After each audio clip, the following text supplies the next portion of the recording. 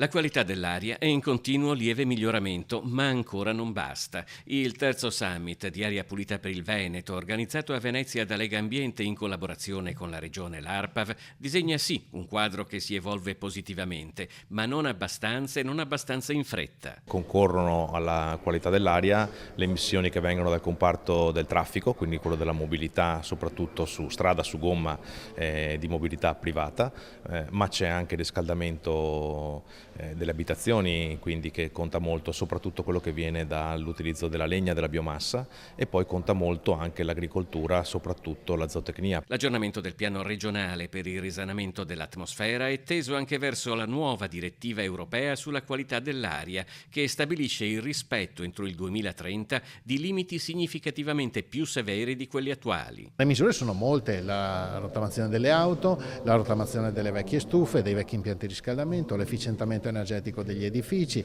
la sostituzione del parco circolante e trasporto pubblico locale, sia treni che autobus, tutta una serie di interventi settoriali, e ognuno dei quali, sommato agli altri, porta al risultato che abbiamo visto negli ultimi 20 anni, che è il miglioramento continuo, ma non ancora sufficiente, ovviamente. La sfida riguarda comunque tutta la pianura padana in un cammino comune con Piemonte, Lombardia ed Emilia-Romagna, per poi estendersi all'Italia intera e all'Unione Europea.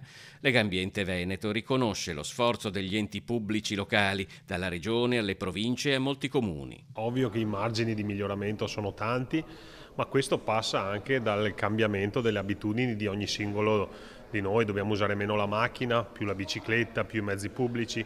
Questo va a pari passo con l'adeguamento di quelli che sono i servizi di trasporto pubblico,